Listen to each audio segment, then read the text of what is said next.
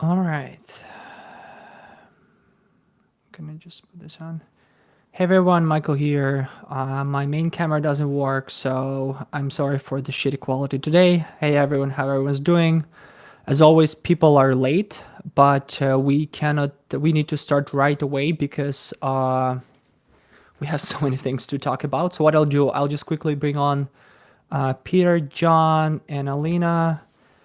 Hey gang, how are you, man? How are you guys? Hey, what's up? Hey, how you doing? Hello, hello. Hello, hello. All good on your end? All good. Your camera does not look shitty, Michael. You look great. I know. Is it a phone camera? Thank you. I think it's his Sorry, laptop. I need to. I have a. Sorry. Oh shit. I have myself talking through different screens right now as I was streaming, and I couldn't turn it off. I'm sorry about that. All right, that's embarrassing. Mm. So the format for today, the topic is sales and marketing alignment, and I bring on all of you guys because I mean, John, you're a legend in sales.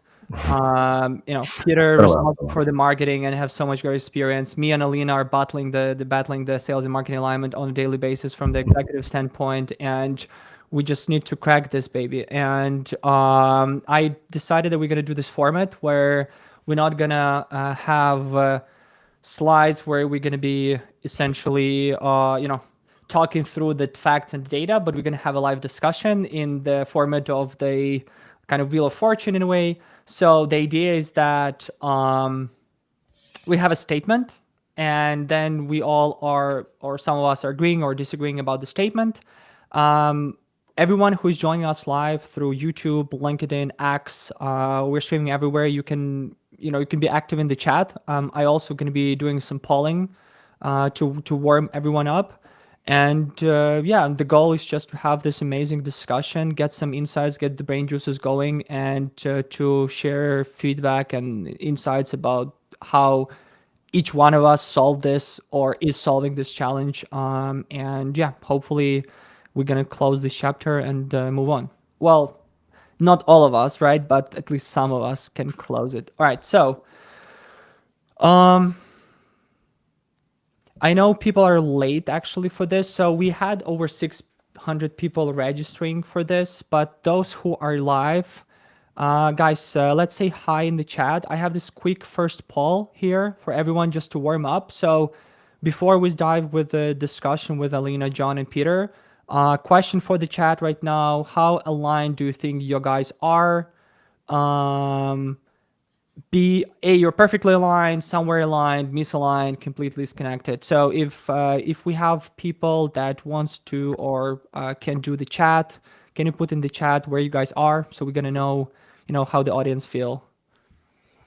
And guys, this is the same for you guys.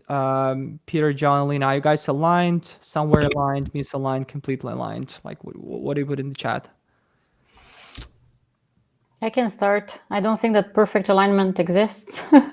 I think that no perfect humans exist, no perfect businesses. So as a result, I'll be very hesitant to pick A, but in our case, for sure, it's a B. I'm going to go the same boat. I feel like you can't be 100% perfect, but it's all about that attitude, the attitude between sales and marketing. And if you're always striving towards that perfection, that should be your ideal.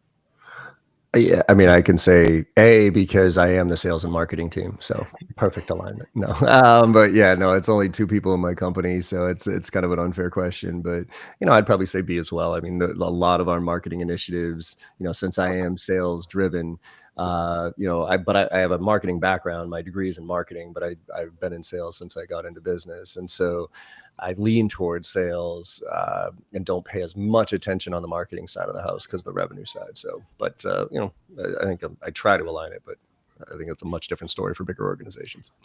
Well, Chad agrees with all of you. Everyone is B, B, B, B. I actually am also at the B right now, but I was misaligned C about a year ago, and probably throughout this conversation, you're gonna learn how I fucked up and how much money I lost on that, but yeah.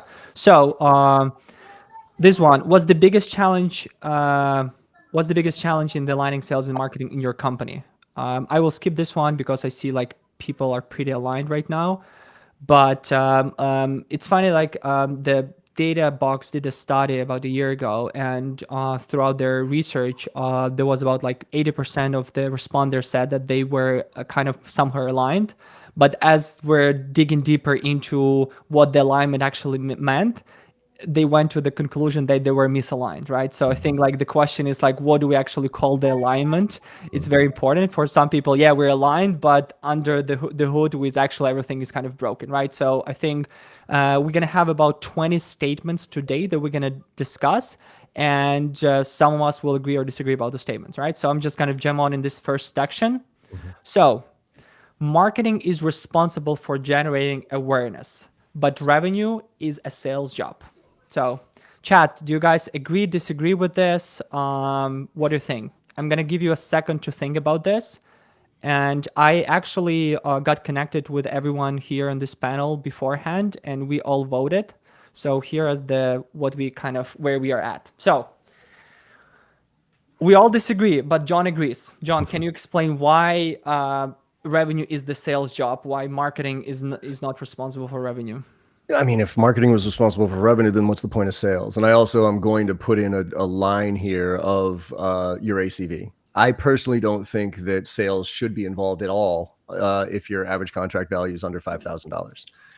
It's just your cost of sales too much. It makes no sense. I really don't understand companies that have SDRs and AEs selling a sub $5,000 product. It makes zero sense if you do the numbers. But once you get over, and the flex is $5,000 to $10,000, but let's use $10,000 as the absolute. Like once you get over $10,000, people are going to need to talk to somebody. And marketing is marketing. I mean, I have a degree in marketing, and I had no idea how to talk to sales reps when I first I had no idea the language of sales, and I had no idea, and I had this perception of sales reps being these sleazy, douchey, people that just stuff things down people's throats. But a real, true sales professional does the job of, once it kind of marketing does the awareness thing and it gets it into some part of the funnel, to have that conversation and guide the client through to help them purchase, not to sell them things. That's why I think sales should be ultimately responsible for if we had to make a decision of who's responsible, right? There's gray lines with everything, but the question is who's responsible for what? And if the answer is marketing or sales, when it comes to revenue, to me, there's absolutely no question it should be sales, because marketing doesn't know how to sell. And I'll say it out loud. Mm-hmm. Marketing has no idea how to sell. They know how to market. They know how to brand. They know how to bring people through a funnel. But when it comes to actually getting somebody to purchase anything that's more than a widget, a tactical thing, then marketing's not going to get the job done. Alina Pierre, you have very strong alternative view than John, for sure. 2 years ago, we were very good at generating awareness. We would have millions of impressions. We would be everywhere on the internet, but it was not working. So the reason why I have a very strong opinion on this is because we went from a super large team that was generating a lot of awareness in the space to a tiny team that is producing more revenue. Actually, the team is 10 times smaller than it used to be at that time, and it's producing more revenue at this moment. And it comes down from a couple of changes in how we operate. One is that the marketer has pipeline generation and I think I'm going to make them down to close one in the next quarters, as a goal, and that allows them to be a lot more focused on how they're generating awareness, on which accounts are they working on, etc., and how to generate that awareness into meetings booked and into moving people down the funnel. And I actually disagree. I think that the best marketers know how to sell as well, because that's how it depends on how you. I love that we disagree on that, because we can have a productive conversation around it. It depends on how you define sales. Because if I have an event and the marketer is passive in the conversation, they're not going to be able to move that prospect through the funnel, even through a conversation. If they're good at being conducive, of moving people through an interesting funnel, then I'm going to send that marketer to the event. So that's what I mean by that. I don't mean that they're going to multi-thread and they're going to bring champions into the loop and they're going to push the deal through. What I mean is just moving people through the pipe in the right direction. But the question is revenue, not pipeline. If the question was pipeline, I would say all day, like marketing. Yeah, I'll agree with you. But we're talking revenue.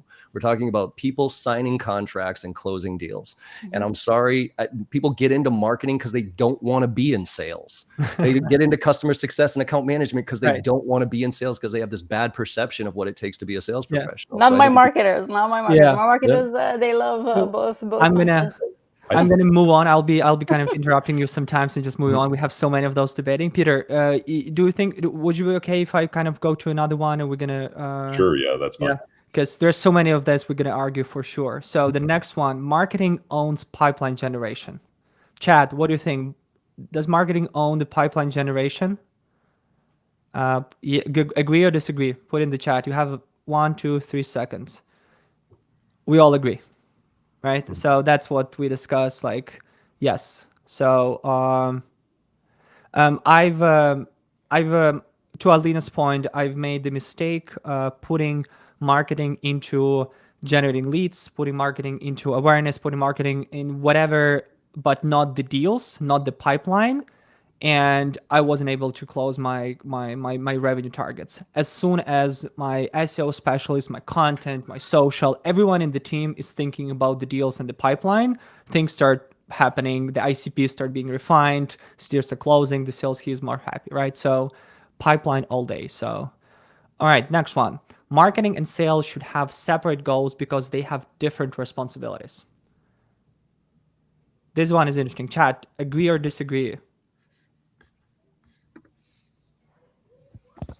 I disagreed with everyone here.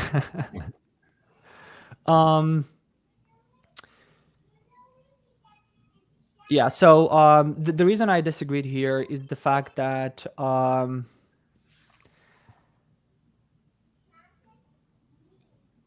honestly, I lost my train of thought here, so I'm just kind of move on here. I think the majority agrees, so that's why we don't necessarily need to expand. Does anyone have anything to share in this one? Why does marketing and sales should have separate goals but have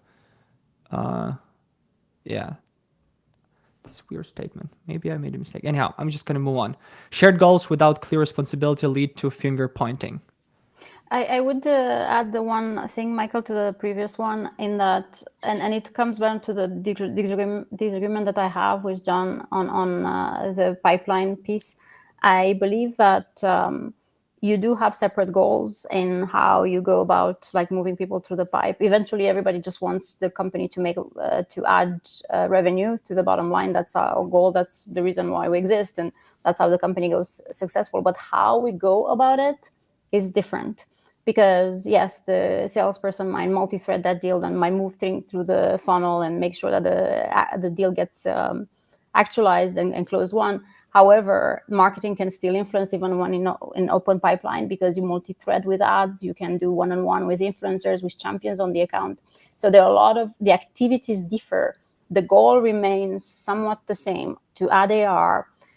You have somewhat of separate goals on how you go about the actions, and as a result, the responsibilities are different, but you're all watching that revenue as your end goal. So I think that the way the responsibilities are shared depends a lot on the industry and on the ACV, but that's like the premise of it. I totally agree. Like I think that you need to have that one lighthouse goal that's the overarching corporate goal, or a set of them, and both teams can focus on that. I think there was someone that I can't remember who actually I'm quoting here, but they just had, it was a great quote, which was, if marketing is hitting their goals 2 quarters in a row, but you're missing the revenue goal, there's something wrong with your goals. And I think that just gets to the point of there needs to be this overarching meta goal that you're focused on in addition to your own divisional goals. And I see in the comments, Randall Bird has a good comment here. He says, if you do not train the marketing on how to sell to some degree, they're just going to be they're not going to be as effective in crafting the campaigns for the top of the funnel. And I completely agree that the messaging will just fall flat if they don't fully understand the philosophies around people moving through the funnel. Yeah, I agree with that. Understanding the philosophies and being able to do it, though, that's a different story.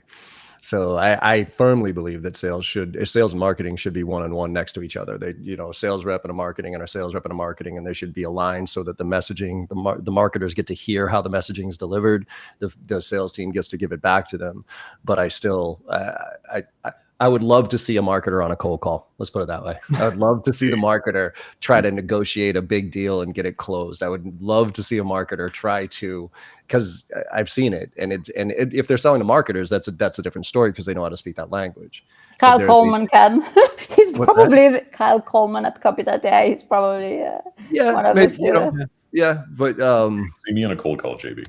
Yeah. And I see that Colby also has a good comment in the audience. He said the company numbers come first, then the goal, and then the tactics, and that's how I think that trickles down. A lot of us are talking about shared goals, like that they, and even in the chat we had like marketing and sales should have shared goals, right? But when preparing for this, and when I talked to John mentioned the cool things about that shared goal should be there, but there also should be a clear area of responsibility. Right, so there's no finger pointing. So, question: do you agree with this? Disagree with this?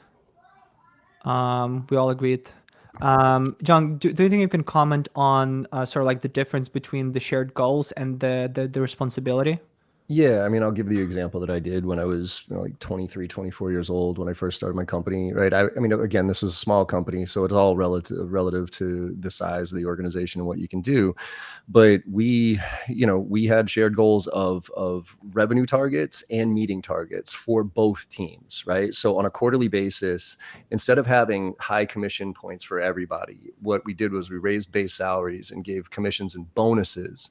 So for instance, effectively the SDR and the AE team. If we hit the revenue target, then the AE team got the bigger bonus, but so did the SDR team.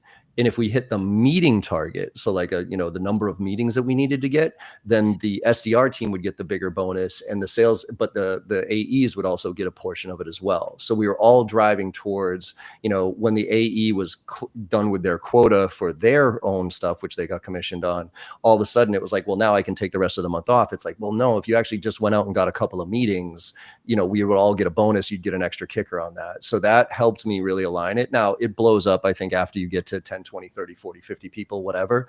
But at that point, it really got us to work together, as opposed to, we had this one goal over here of, meeting generation and another goal over here of revenue generation, and the two were totally separate.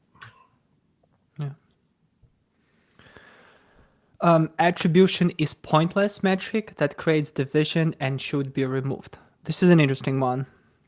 Chat, do you believe in attribution? Do you think we shouldn't be looking at attribution ever, or attribution should exist, should take place?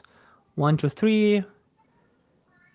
We agree, but Peter disagrees. Peter, why do you believe so much in the attribution, and why should we care about it?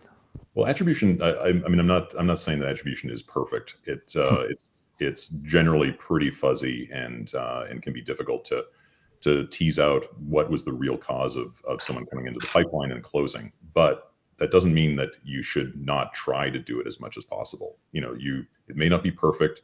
You're not going to get 100% clarity. You're not going to get a Nobel Prize for it. But as much as you can, where you can determine something in the pipeline, some deal was closed because it was sourced from a particular event, from a particular message, from a particular channel. As much as you can, that helps you to narrow down your investments. Doesn't mean that it's going to be perfect, but you should make an attempt so that you can tune your spending better. But do you think that it makes sense to determine the effectiveness of a certain initiative or a channel based on attribution, or no? The reason I'm asking this is I had a call this morning with a client, and they're like, "Oh, Michael, I saw the post that you posted about the attribution doesn't exist." It's funny because we actually start getting some leads from this new thing that we are doing with the people that we've talked about before. They didn't engage with us, and now they start engaging. So this other initiative that we've done that wasn't paying us off now bring us the results because of this other thing that we've done right now. So if they were going purely off the attribution, they would probably cut that other initiative off and not going to see the results, right? But now they left that and essentially focused more on the brand message overall sort of like exposure, awareness, activation, et cetera, they got to where they wanted. So what do you think about this? Yeah, I mean, in general, whenever anyone asks me about what's the, in a big public setting, what was the source for this deal, I generally say all the things, because there's so many different combinations of things, from brand through events through etc. But even in the example that you give, I mean, that is attribution. You're identifying that there's a different channel that perhaps is working better than the original channel that you thought was the attributed source. So, again, it's never going to be perfect, but you should try your best to see which channels are working and just double down on the ones that you know are. But that doesn't mean that you put all your eggs in one basket, because, like I said, I think it is a mix of different channels, and some are going to be worth 40% of the attribution, some are going to be worth 1%. But the more that you can understand that, the more that you can get your mix right. But do we know where people can actually see us and read us and watch us, like at this time with all the LLMs and stuff? So, John, Alina, do you have any thoughts on attribution? I have very strong opinion on this topic. I think that attribution has a bad rap because of the way people have thought about it in the past, where it was about taking credit. Are the SDRs taking credit? Is the marketing team taking credit? And that's how most people use it as a bad word. Yet I think that if the definition would be changed and it would be more about understanding the customer journey and having some sort of not use gut check to create a pipeline and create like a predictable pipeline machine in which you decide where to invest. Should you invest in events? Should you invest in social, etc.? You get a good grasp on what's working and what's not working. Then you might see you might have a different view on what attribution really is, which is just a good grasp on customer journey and influence in that. And there now so many tools out in the market that are getting better at this. Obviously, it's never going to be precise because you can't measure sound waves, or brain waves. Right. But as imprecise as it is, you get a good understanding of how customers get down to how many touches you need in different seniority groups and in different buying groups in order to move things through the funnel. Yeah, I mean, I think, there's all degrees of agreeing and disagreeing with this one, right? The pointless is, I wouldn't say it's pointless, but I agree with Alina that it's what causes the division, right? I mean, if you took the easiest way to align sales and marketing is literally to take away attribution, because as soon as nobody cares where the lead comes from, right, in that qualified meeting, now we're all working together. But that's not realistic because commissions and all this other stuff. So I think it's really important to figure out where the leads are coming from. But there are so many factors. And I think, Peter, you had said something that, if you can get to like a 40% and a 5%, you know what I mean? Where it's like, hey, these pieces, okay, cool. Well, now we can validate certain channels. It's not necessarily like marketing gets credit versus sales gets credit. It's what channel is driving the best one. And therefore that channel, and by the way, that channel could be an ABM strategy with a sales rep in a pod with a marketer. Right. Yeah, right. And therefore, who gets credit for that when we talk about attribution? Well, that team should get credit for it.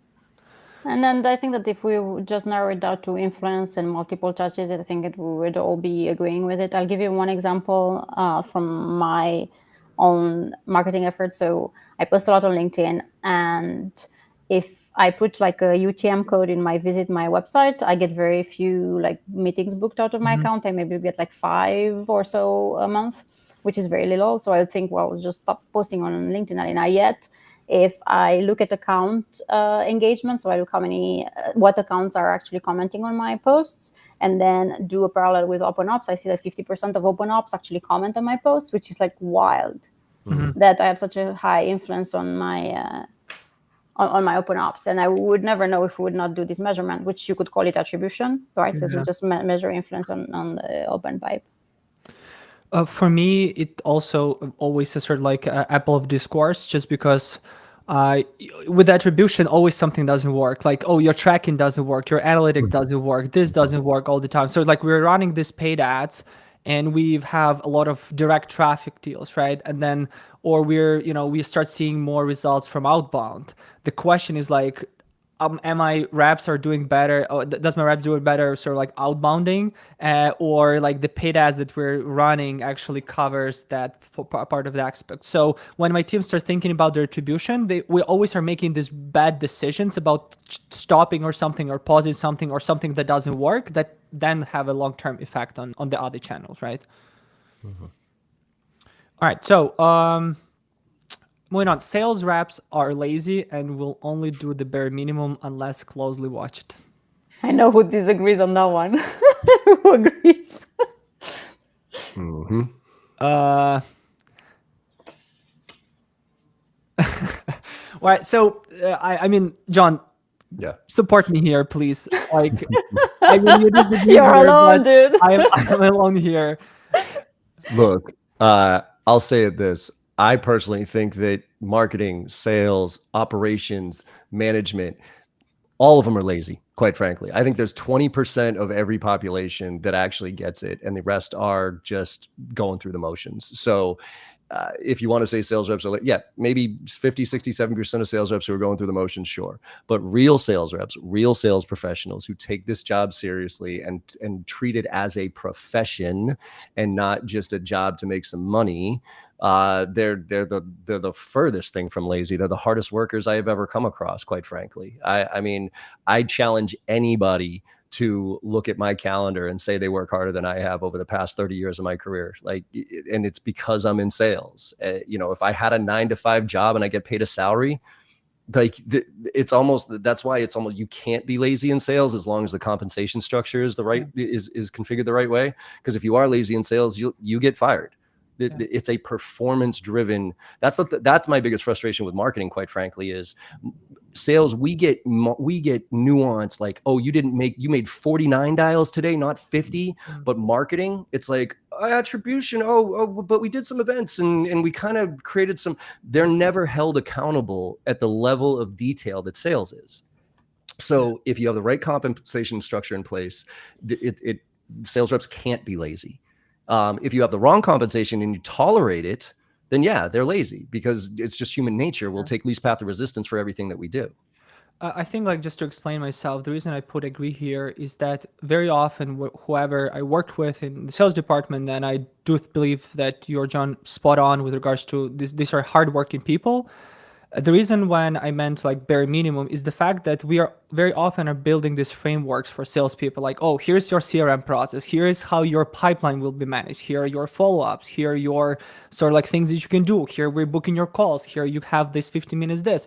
So they are zoning in this framework process. Then they cannot go outside of or sort of like do something else. So they become very stall, like very monolithic in a way that you Yeah, cannot. that's not their fault though. I mean, that's management's fault 100%. Like I've said it before and I'll say it again. I think 2010 to 2022 is the golden age of sales. I think if you got into sales after 2010, I'm sorry, it just hasn't been that hard because we as management have over-engineered the sales process. We've taught way too much on process and tech stacks, and we have not taught fundamentals, work ethic, curiosity, all the things that sales should be. So it's not the sales rep's fault that they're lazy right now. It's our fault as managers who have put this ridiculous process in place with all this tech stack that is just absurd. And we teach them on product knowledge, tech stack, process, all this stuff. And the last thing that we teach them is actually how to sell.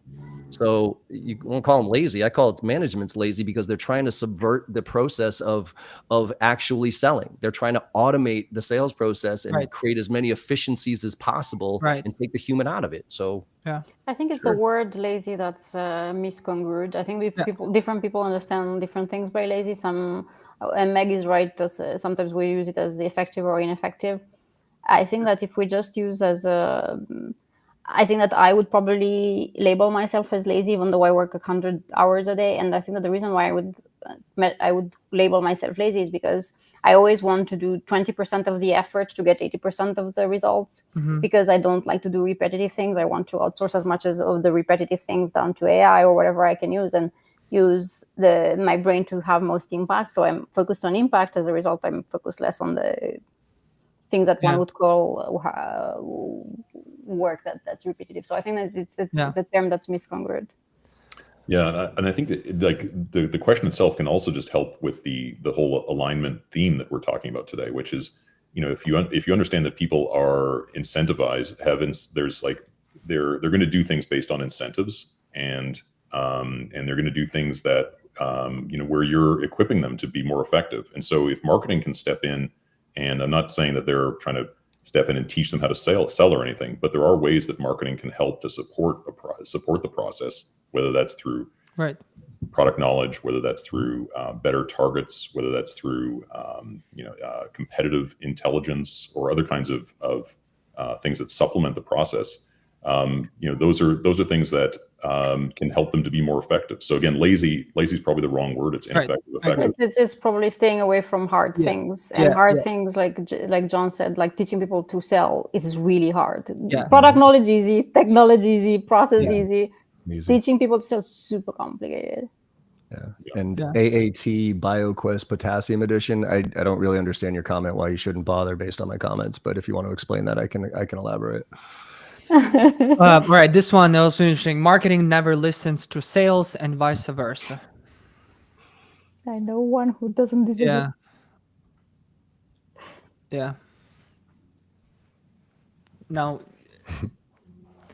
no, I was the one who agreed on this one in the initial conversation. Yeah, I don't think John disagreed on it. Yeah, I agreed on it. Yeah, so we have what? We have John disagree. So marketing never listens to sales. John disagree. No, John, marketing never listens to sales. John, you think that marketing doesn't listen to sales, right?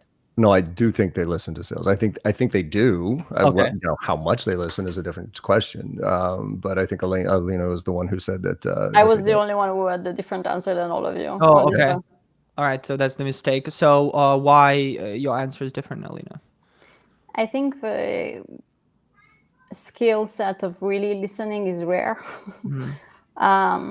I find that I interview so many people and I talk to so many people, and I can tell you, I can barely find people who truly listen. I can barely find them. And when I do, oh boy, I'm all over them, and I try to hire them because it's like such a rare skill these days. We all have like 1,000 tabs open, a million things going on in our heads, and like truly be present and listen fully to what's being said is a lost skill, my friends.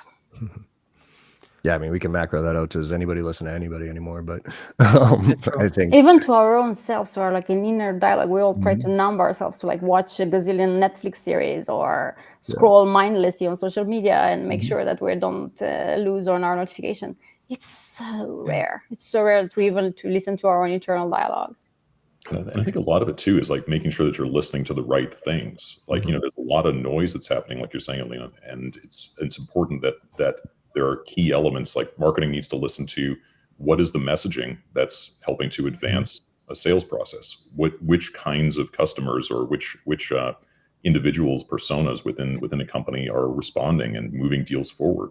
I think it's identifying what kind of things you particularly listen for. That I think can help the conversation. And also putting a structure in place to allow it, right? I think just to your point, Peter, like, first of all, what should we be listening for on both sides? The alignment of the goals and how we're tracking towards things, and then a structure that creates a collaborative conversation on a regular basis between the two groups, and structuring that. I think you can't force people to listen, but you can put a structure in place to allow them to listen and make sure that you highlight what is important to listen to versus all the noise that's out there. Yeah. We do so much training on it, John, especially on the sales process, because it's like so important to be there with a prospect, to fully be there. And it's so rare.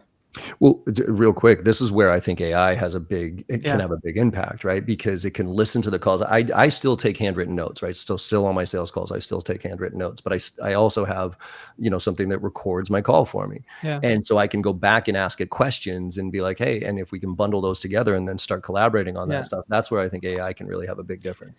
So the way we exactly use this framework is when we're building a new industry page, like for manufacturing or healthcare, my marketing team takes 100, 200, 300 sales calls that the team did with this manufacturing healthcare clients, and they break it down with AI to what language the clients use, what pain points they discussed, what are the challenges, how they spoke about those, all of those things. So before AI, you have to listen to the calls, get the feedback, get the questionnaires, but now you have that automation in place. So whenever marketing team designs and publish something, it's purely based on the things that the client spoke to the sales team now. So now it creates that unspoken alignment. So the sales team is doing the heavy lifting, getting that data, and then the marketing utilizing them in a very effective fashion. And it's been an eye-opening for us.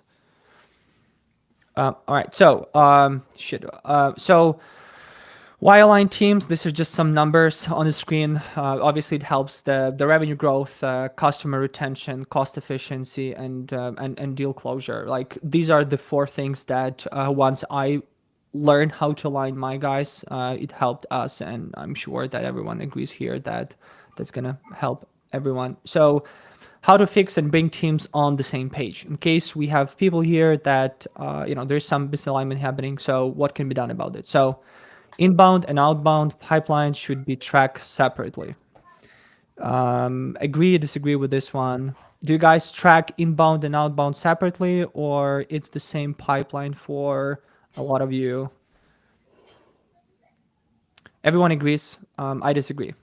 The reason I disagree is that I've seen more value from a BDR working off both inbound and outbound together, and and pushing the conversion where that particular BDR can, in terms of like the month, or in terms of this, but not measuring as a separate pipelines in a way. So maybe I should have been more correct on this one as well, Michael. So we actually multi-thread all our SDR accounts on marketing side. So we warm up all their accounts in parallel to them working on them, and we double pay, like we give credit to both marketers and sales. So we do pipeline together. But the reason why we track them is just for accuracy, to understand did they book it from an email, or did they book it from a call, or did they book it from the form on the website, and kind of to understand the channel where they actually like the last touch. But it's just a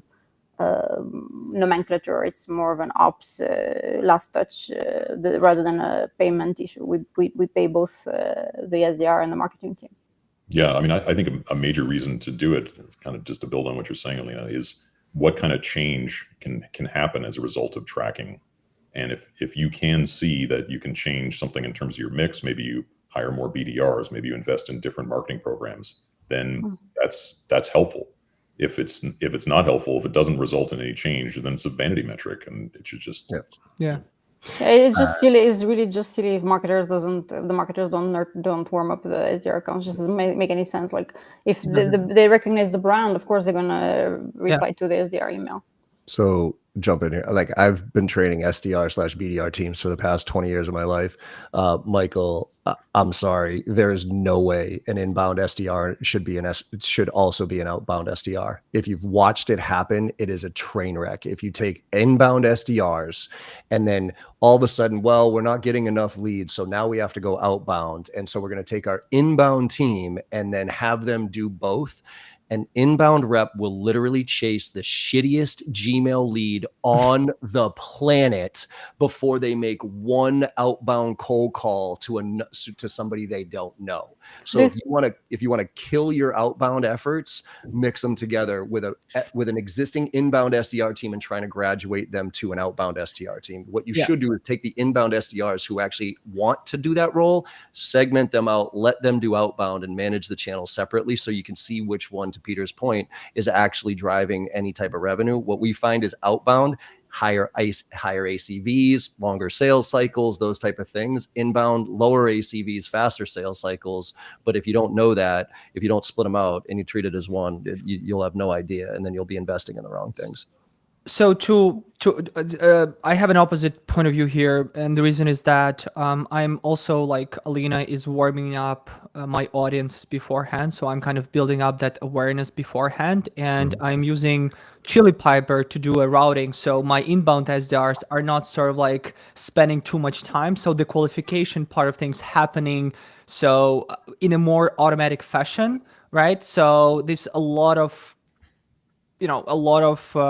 hands-off work happening, and But because my SDR have an assigned number of accounts that they're working both in inbound and outbound, because my BDRs are part of the marketing function. So they're doing a lot of activation, engagement, awareness, all of the other things before actually booking the meeting. So for them, the inbound and outbound, it's mixed up. So it's like an all bound, right? So they don't do, so in a way, like what I would say, if I'm doing a webinar and my BDRs are reaching out and engaging and inviting people for the webinar and then following up with something else that the other channels are doing, or we have a retargeting there. So the point is that if the accounts or companies are assigned to them, and if we're converting them into deals, because everyone take part in all the marketing inbound and all the outbound initiatives at the same time, for me, it doesn't, I don't care. And the qualification is the same for both channels. The scoring is the same. The ICP is the same. So if we're looking for a 500 plus employee size, $50-100 million business in manufacturing, whether it's an inbound and outbound, it's a lead for us in a way. So we don't take Gmails in a way, whatever channel it is, if that makes sense. Still agree to disagree. I think outbound needs to be its own engine to be tracked that way to see if it is even a viable thing. And I actually look at outbound as a marketing function at this point, because the days of getting somebody on a cold call, interrupting them in the middle of their day after you get through the gauntlet of the right phone number, that, and actually talking to somebody, the likelihood of you getting somebody to change their mind about their priorities and jump into a sales cycle with you is not high. But the need for the outbound to drive awareness and those type of things is a skill in and of itself. And so I'm sure your team is different. I have watched inbound teams try to transition to outbound and fail 95% of the time. And they inevitably say, shit, okay, we got to separate these two roles and do inbound and then outbound. And by the way, it creates a graduated path of the theory of the predictable revenue model. Whereas you have an inbound rep and then you do an outbound rep and then you go from there. So it's also a growth path if you do it right. Yeah, but you also need just different type of people. I agree with you. So I have callers that just say, Michael, I was hired to do calling. I love to do calling all the day. That's my job. For me to actually do this more marketing type of approach, they're not their personality, so I cannot do this, right? But at the same time, I have the BDRs that can do this, but then they're less heavy on the calling. They still are calling, but they maybe do the intent calling. They maybe do less calls a day. Maybe the calling is not their main channels to book in the meetings, but then you would argue that they're not then outbound SDRs if they're not just doing the calling, which is also true, right? But if they're doing the calling, so again, I think just depending on how you set up the team, right? One last note, John. If you have any organization with inbound SDR, just send them to me. I'll convert them all to outbound, no problem. There you go. Perfect. That's funny. But to your point, JB, I think that's another actually great way where marketing and sales can align, is like when marketing identifies, not only is generating awareness, but is identifying through buyer signals, et cetera. Mm-hmm. What are the reasons for, what are the intent reasons, right? So that when someone is doing that cold calling, that they're calling and they've identified that pain or the likely pain, and then they're able to like communicate a message that's aligned with that pain. So absolutely. Sales and marketing alignment is impossible without the CEO acting as the chief GTM officer. Did we all agree on that one? Oh no. Alina, let us explain maybe first why do we agree with this? Like, because you and I in my organization, someone from from like a CEO or an acting CEO or like a partner, whatever, who's in a company, should be someone aligning and managing and responsible for the revenue. Either if it's under sales or if it's marketing, it's not going to go anywhere because someone will be pulling the strings in their direction. That was my experience all along. So I think it really depends on the seniority of the leaders in the organization. Like if they've been there before and they know how to like manage up and manage lateral, of course it's a lot easier. In my case, I see a lot of CEOs who are really bad at this, and I was one that was really bad at this because I didn't fully understand the function of marketing, and I did a lot of mistakes. So as a result, I see that without aligning, like I said earlier, like on double pay, and kind of understand that they both have to work on both channels and none of them really gets the credit, they both get the credit, that kind of nuance is something that 3 years ago I would have not understood without going through the pains of it myself. So that's why I'm saying that it really depends on the seniority of the leaders and on the CEO that's managing this. But it's rare, very rare, very, very, very rare that the CEO really truly gets marketing and truly knows what alignment looks like. Yeah, I mean, for me, I think this is why I think the sales and marketing misalignment is why the CRO role has come into existence. It's because the CEO was sick of dealing with sales and marketing leaders and saying, "Would you just two idiots get along?" But I think ultimately, it goes back to what we started with, which is goals, alignment, right? If you have, yeah, I mean, I think, yeah, without a CEO acting as the chief GTM officer, or as the visionary of like, hey, this is what we're trying to accomplish, and therefore, in order to accomplish this goal, we need to hit these metrics, and therefore, you're responsible for this, and this is how we're going to track those things. I mean, yeah, I guess if you call that a CEO, I just think that's good operational, procedure. So if you have a good operating, VP of sales and an operating CMO who actually understand what the big goal that the CEO puts out in front of them, then I think, I guess you could say without a CEO acting as it, I don't know if it's impossible, but to me, it's goal structure, communication, expectation setting. I completely agree. Like, I think that's where it breaks down, and that's why you need to step in. The CEO needs to step in. I mean, nothing to add there, JB. That's exactly right. Yeah.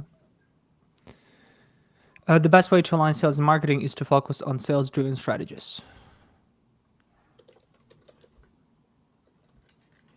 All right. Anyone have thoughts to explain why you disagree? Wonder if you could For me, explain.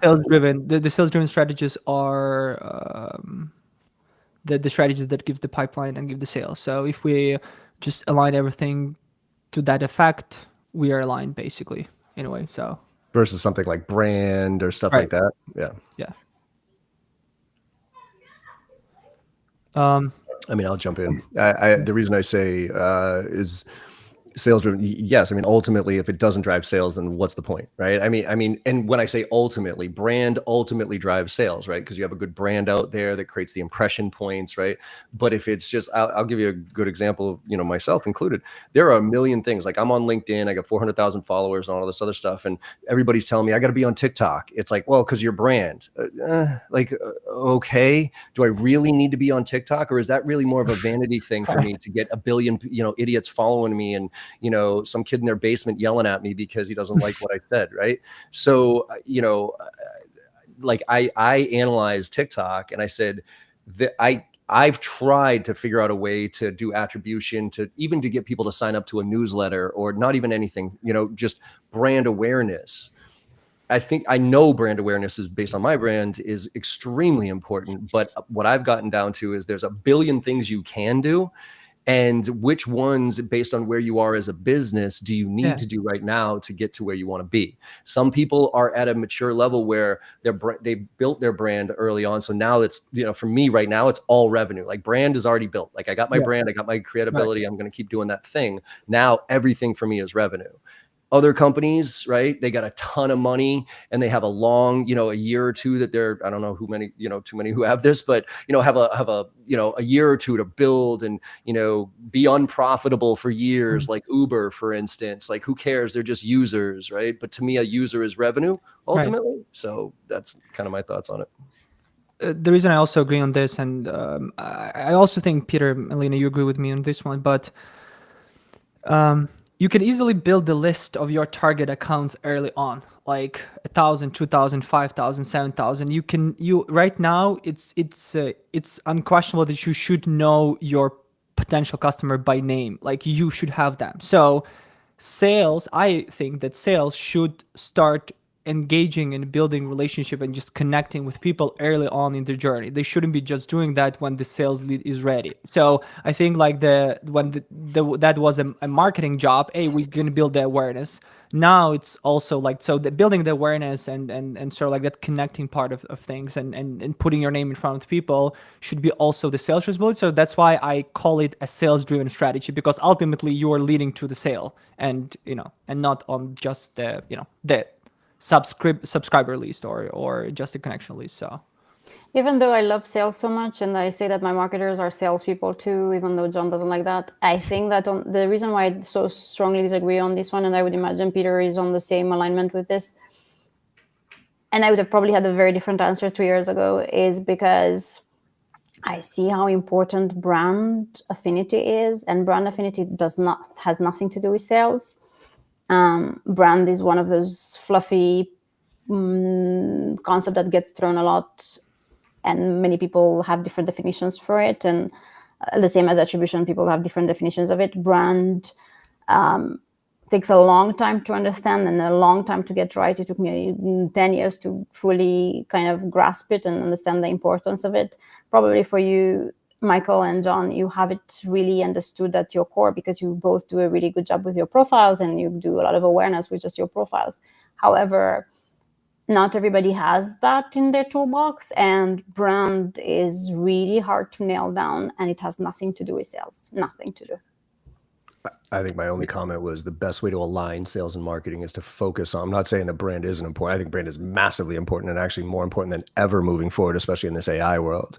But with the question being alignment of sales and marketing, if we align towards revenue generating things, that to me is one of the better ways to align sales and marketing on revenue. Not to say that that marketing shouldn't also be doing brand, shouldn't also be doing other things. Yes, but without the definition, without sales fully understanding that marketing also has to work on brand, and brand has going to have a lot of tool sets and a lot of tactics that are not sales related. They're always going to say, well, just marketing does like the fluffy things, and then they become dreadful of one another and they don't respect each other the same way, and as a result their alignment doesn't happen. So the fact that there's disrespect for the awareness piece, the brand piece, that's what causes friction and makes marketers feel undervalued in an organization. But building touch point. Sorry, go ahead, Peter. Yeah, I was just going to say what I would add is it's like alignment's not the goal itself. Right. Alignment is a way to get to more revenue, right? Right. And so I think like the question of, is this the best way to align sales and marketing? Like I think it's more, we should be asking, how can we get sales and marketing aligned in service of driving revenue? And I think that's where, marketing, Alina, everyone's point here about marketing, driving awareness, driving brand, etc., matters, because that's getting you to more revenue, and that's going to get sales and marketing aligned. But just saying, strategy. Yeah, that's right. It's the higher level strategy. Exactly. Yeah. Okay, so marketing should work on. I'm going to skip a few because we have like 5 minutes and we are only halfway through basically. So I should have booked like 2 hours for this. So I apologize. So I think like people who registered for this event, they would be having access to the entire deck, so you can see the deck. So guys, if you haven't registered yet, we're gonna just send a link in the chat, so you can put your email ID in, and we will be able to share the entire deck with all the agrees, disagrees, and some insights. So I'm gonna just skip through the through. So to align teams, align compensation, introduce shared incentiveness, revenue-based bonuses. I think this is important, like shared incentiveness, and we all agree on this, right? So if you haven't incentivized your marketing team on the revenue or anything revenue related, do that. Don't just incentivize them on the on the leads they created or just some basic stuff. All right, so I'm gonna there should be structured feedback loop. We all agree on this one. I'm gonna skip a few polls real quick just to get to the juice. Common challenges in aligning. The biggest challenge is sales ignoring marketing efforts. I agreed with this one, and the reason is I agreed with this one is that I see often sales team working in silo, and they're not engaging with a lot of things that the marketing is doing. So if I've been in the sales, I was like, I'm inviting my all clients to all my webinars. I was sharing all my the other things that we're doing. I will be very active with regards to expanding my brand and within that my pipeline, within my relationship. I think that very often sales team are very conservative about this, is the fact that they only have this very tiny amount of communication that they have with the client, so they want it to be very focused. So correct me if I'm not, John, but that's probably the only reason why you don't want to extend this video or this webinar because you have this one email while call and you wanted to intentionally use the time to speak to the customer. Don't spend the time. Is that the case, would you say? Was that to me? Yeah. Say the question again. Yeah, I was saying that the reason why sales team is not utilizing everything that the marketing is doing to use that as a certain like instrument or resource to put that in front of of their pipeline at all times is the fact that they are concerned that they only have this tiny communication email or call or something that they can put their own agenda in, and that's why they don't want to sort of like have too much noise happening with the customer in their journey. Yeah, I mean, I don't know if it's a time thing. I think the sales and marketing tend to speak different languages, and marketing puts a lot of important words and pretty pictures and colors and graphs all over the place. And sales' job is to distill it down to like the stuff that matters. And so I think a lot of it is not ignore, we've all, but by the way, both sides. Marketing's been burned by sales has been burned by marketing. But we've all been burned by marketing on these plays that we have to run, these cadences that we have to push out there, these, leads that we have to follow up from a trade show that is a bunch of garbage because they scanned a bunch of badges as they walked around the trade shows, right? So I think it's more about a lack of trust that these things work. And kind of the sales rep's view of what should work. I'm not saying it's the right thing. I'm not saying it does work from a sales rep's perspective, but when they try to take an elevator pitch that's this thick that marketing gives us and say that over a call or say that in a conversation or use a battle card when the client is hammering us with, objections, and I got to all of a sudden refer to my battle card, it's like, I'm just going to go with what I can go with. So I think It's not necessarily, ignoring the marketing efforts. I think it's just, selectively using the parts that the sales rep thinks is going to have the biggest impact. The biggest challenge is lack of communication and knowledge sharing. I mean, it's a major problem for sure, but I still think that, it comes back to what we were talking about at the beginning, which is alignment on goals. Doesn't mean we have to have the same goals at level 2, but having the same goal at level 1, which is revenue. And then at level 2, people have different goals, and that's okay. So lack of communication absolutely can slow things down, but goal setting to me is the fundamental one. I was also on the agree side on that one. So okay. I think I put the face on the too much closer to the other side. Mm-hmm. Why did you agree on this one, Alina, with me? I observed teams talking to each other. There's still such a big gap in how, and this happens like everywhere, like even in couples, you see people loving each other and still not knowing how to disagree nicely, how to navigate conflict. It doesn't happen only at work. It happens everywhere in our lives. I think most people just, we're all work in progress around our communications and sharing our appreciation for each other, sharing how to disagree well. It's hard. And that's one of the reasons I also agreed is the fact that whoever we do, like both teams, because they don't engage, in the very effective communication, knowledge sharing at all times, and do it very rarely on a monthly basis, on a bi-weekly basis, sometimes in the chat, sending kudos or whatever.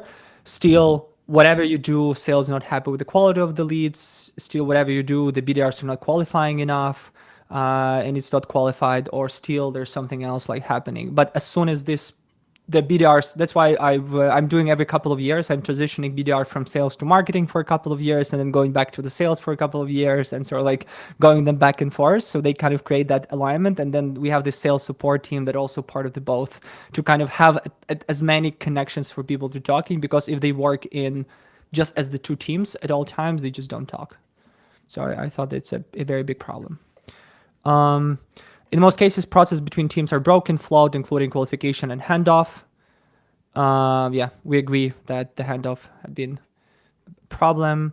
And then we had a fire debate. I'm not sure whether we're going to do maybe only one.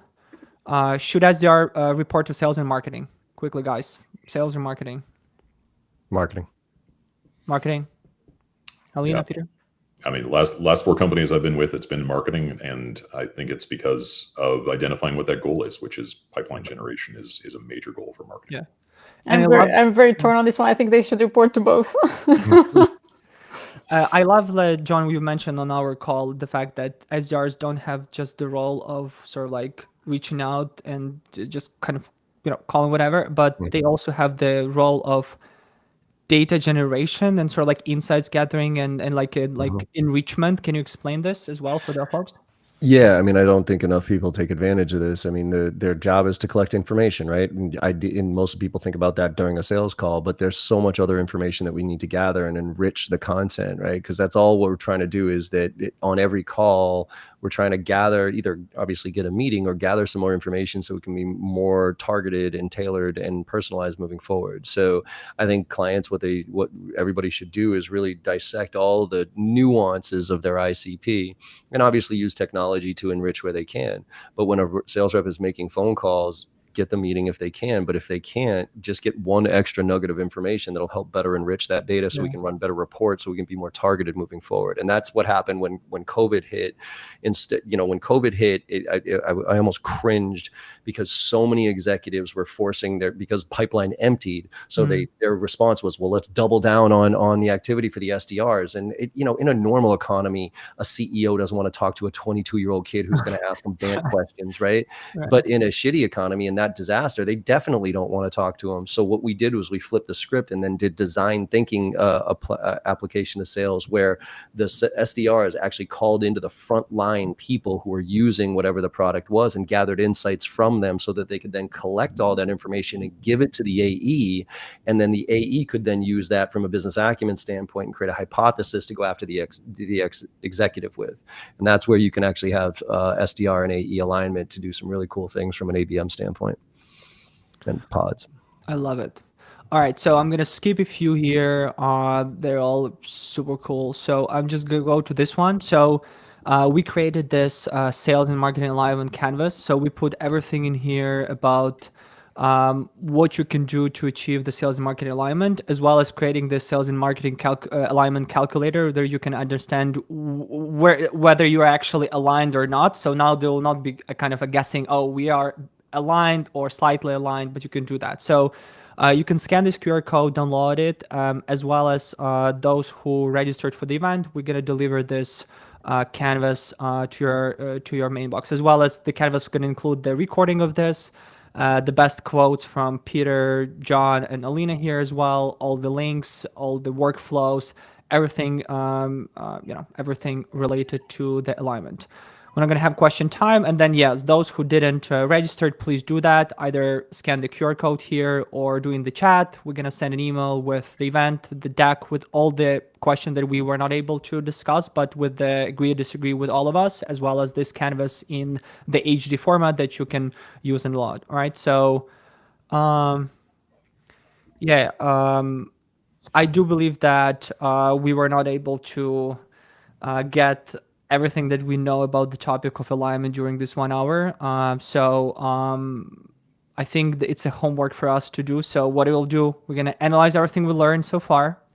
We're going to spend time researching and doing more work, and then maybe having another talk about this with everything we have uncovered. So thank you everyone who joined us today, and I would like to thank also Peter, John, and Lena for your time before this, for the preparation, and for the time and sharing your nuggets. I appreciate you all, folks. It was a lot of fun. Thank you for having us. Thanks for having us. Cheers. And thanks for everyone for joining. Have a great rest of your day, everyone. All right.